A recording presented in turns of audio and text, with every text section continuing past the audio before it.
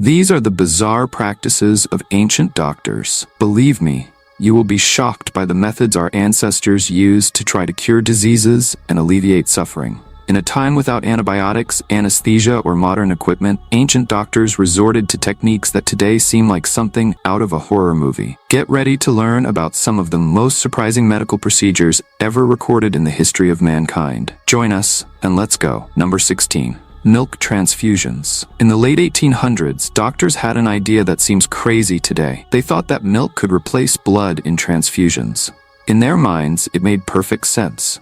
Milk was white and fatty, and they bet that these characteristics would turn into white blood cells inside the body. It sounds like something out of a horror movie, right? And it kind of was. Some patients even survived this medical adventure, by pure luck, let's face it. But many people weren't so lucky, and ended up dying after the procedure. There was a very scary case. As soon as the milk entered the patient's vein, his heart almost stopped. In an attempt to save the person, the doctors made a combination that would be unthinkable today. They gave him morphine along with whiskey. Can you believe it? It was like an old-fashioned emergency cocktail. But even this unusual combination didn't help much. The patient only lasted 10 more days after this radical experiment. Number 15. Real urine therapy. Get this. The ancient Egyptians had a strange obsession with urine. But not just any urine. They believed that the urine of important people had special healing powers.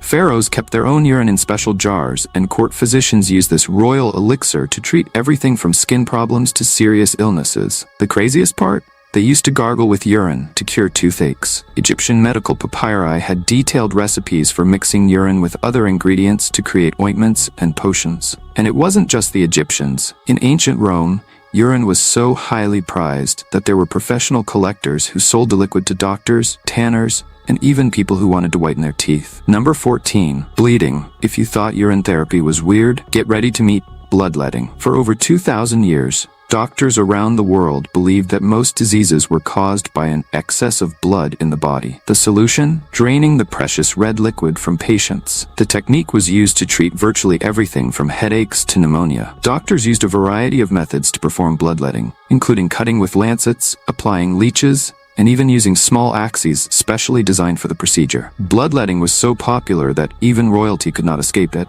George Washington, the first president of the United States, himself died in part from this treatment. When he fell ill with a throat infection, his doctors removed about 5 liters of blood in less than 16 hours, contributing significantly to his death. I have a question for you. First, I'd like to tell you that it's possible to keep up with the biggest curiosities of our world every day.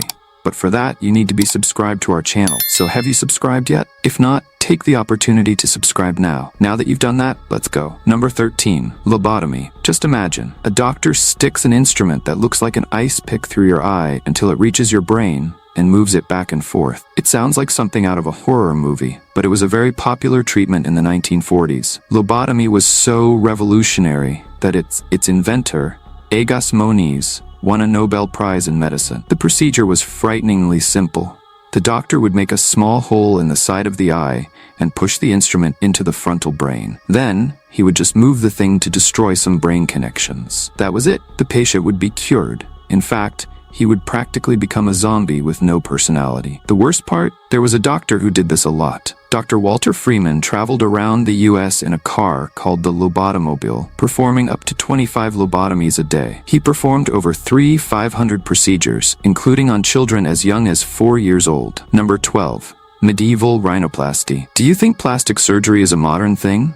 Well, you should know that in the Middle Ages, doctors were already performing rhinoplasty, but in the craziest way possible. In 1887, a doctor named John Orlando Rowe revolutionized nasal surgery, but before him, everything was based on creative improvisation. A very famous case is that of the Duke of Urbino, who appears in a portrait with a visibly altered nose. The story goes that he reduced his nose not out of vanity, but because he believed it would improve his vision. Doctors at the time believed that a nose that was too large hindered vision. Go figure. During World War I, rhinoplasty became an urgent necessity for the recovery of wounded soldiers. Dr. Jacques Joseph, considered the father of modern facial surgery, created revolutionary techniques that are still used today. But thank God, with much more technology and less suffering. Number 11. Trepanation. The next time you complain about a headache, be thankful you didn't live in prehistoric times. Our ancestors had a radical solution to brain problems. They drilled a hole in their skulls. Trepanation is considered the first form of brain surgery in history, practiced long before the invention of writing. The procedure was frighteningly simple. Using sharp stone tools, prehistoric doctors would make a circular opening in the patient's skull. The most amazing thing is that many people survived. Archaeologists have found several skulls with signs of healing around the holes, proving that the patients lived for years after the surgery. In the ancient Inca civilization, trepanation was so common that about 6% of all skulls found show evidence of the procedure. Inca doctors were so skilled that their survival rate was as high as 80%. An impressive figure even by modern standards. Number 10. Musical surgery. At the turn of the 20th century, some surgeons had a brilliant idea to perform surgeries with live music. They believed that different musical rhythms affected the body in specific ways and could help with recovery. Operating rooms became real concert halls, with orchestras playing specific music for each type of procedure. There was music for opening up the body, usually something very dramatic, music for stitching, softer and more rhythmic, and even music for waking up from anesthesia, very lively to call the spirit back. The most incredible thing is that some hospitals hired full-time musicians just to play during surgeries. Surgeons made a point of operating to the rhythm of the music, as if they were dancing. There were even famous surgical playlists that were shared between hospitals.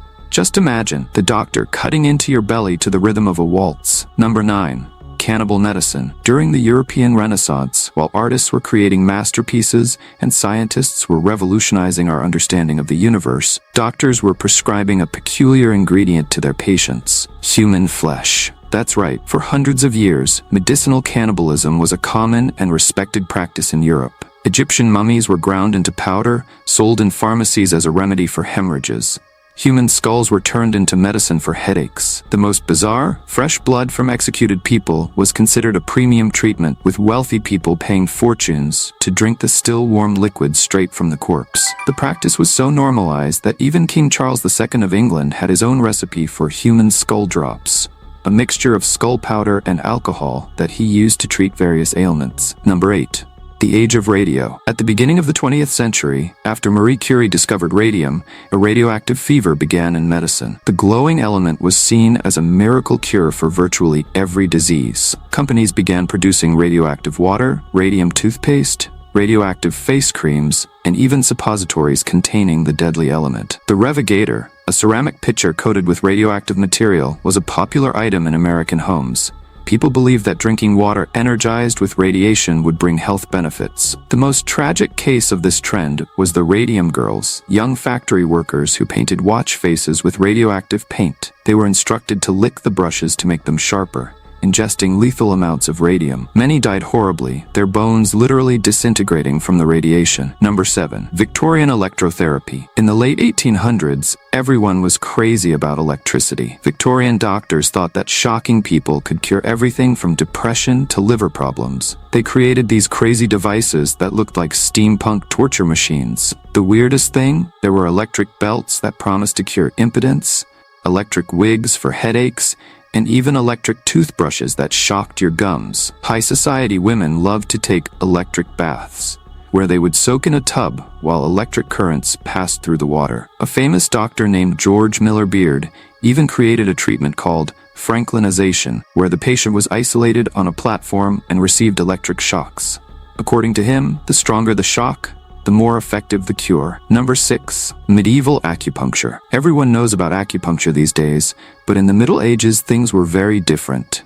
The needles were huge, made of thick metal, and doctors stuck them in all the way. There was no such thing as vital energy and specific points. It was all about the deeper, the better. Medieval doctors mixed Chinese techniques with their own crazy theories. They believed that illnesses were caused by bad humors in the body, so they stuck needles in people and let the blood drain out, thinking that the illnesses would go away with them. The worst part is that sometimes they would leave the rusty needles inside the patient's body for days. They believed that the longer the needles stayed in, the more effective the treatment would be. Can you imagine how many infections this caused? Number 5. Old cataract surgery. In ancient times, when someone developed cataracts, the treatment was something out of your worst nightmares. Doctors used a technique called couching, which involved pushing a sharp needle directly into the patient's eye. The procedure was performed without anesthesia, and the surgeon literally pushed the cloudy lens to the back of the eye, removing it from the field of vision. While some patients regained some vision, most were left with serious problems, including devastating infections. The Romans perfected the technique, developing specific instruments for the procedure. They even created a method of fragmenting cataracts, using specially designed needles to break the lens into smaller pieces. Number 4. The torture of teeth. If you complain about going to the dentist today, be thankful you didn't live in the Middle Ages. Back then, dentists were actually barbers who performed tooth extractions in the middle of the street. And guess what? They didn't use any anesthesia. The tools looked like torture devices. Giant pliers, iron hooks, and even hammers were used to pull out rotten teeth. The worst part? If you had a toothache, the treatment included sticking a hot iron into your gums or placing live frogs against your face. They believed the animal would suck out the pain. To complete the horror show, when a tooth was extracted, the hole was filled with all sorts of things, from beeswax to other people's teeth, usually from cadavers, or even animal teeth. Number 3. Tobacco enemas. This one is jaw-dropping. In the 18th century, doctors thought that blowing tobacco smoke into people's intestines could bring the dead back to life. They created special equipment like giant bellows to perform these smoke enemas. Things got so bad that the British government spread resuscitation kits with these devices along the River Thames. If someone drowned, the first thing they did was blow smoke up their bottom. Doctors even competed to see who could blow the smoke the furthest into the patient's intestines. The treatment was used for everything from stomach aches to hernias. Some people would take daily smoke enemas, thinking that this would keep them healthy. They only stopped this madness when they realized that, in addition to not working, the treatment sometimes killed the patients. Number 2. Swamp medicine. Are you having health problems? In the Middle Ages, the solution was to throw yourself into a swamp. Doctors at the time had a thing for medicinal mud. They would make their patients soak in rotten mud for hours, days, or even weeks. The logic? The stinkier and more disgusting the mud, the more healing power it had. The treatment was like a medieval horror spa. Patients were buried up to their necks in hot, smelly mud, while doctors threw more garbage on top. Decaying seaweed, dead animal remains, and even excrement. All this while drinking mineral water straight from the swamp. The craziest thing is that this therapy was super expensive and fancy. There were mud spas all over Europe, where the nobility would go to bury themselves in the utmost luxury. They thought that the mud sucked the diseases out of the body. In reality, many people got horrible infections, but hey, at least they left with well-hydrated skin. Number 1. Tooth transplant. If you think dental implants are a modern thing, you need to learn about the 18th century black market for teeth. In Georgian England, those with money could buy new teeth, pulled straight from the mouths of poor people, or fresh corpses. Dentists at the time were real tooth traffickers. They paid poor people to pull out their healthy teeth and sold them to toothless aristocrats. There was even a bizarre fad after the Battle of Waterloo. Waterloo teeth, pulled out of soldiers who died on the battlefield. The procedure was punk. They took the new tooth, cut the customer's gum, and stuck the tooth inside, tying it with gold or silver wire. Sometimes, the tooth even stuck, but most of the time, it rotted in the buyer's mouth, causing horrible infections. So the business was so profitable that there was even a waiting list. Now I want to know from you, which of these medical practices that we showed you shocked you the most? Tell me below in the comments. Take advantage and click on this video that is appearing on the screen. I'm sure you will be shocked by these discoveries too. Well, that's it, and until next time, Curious One.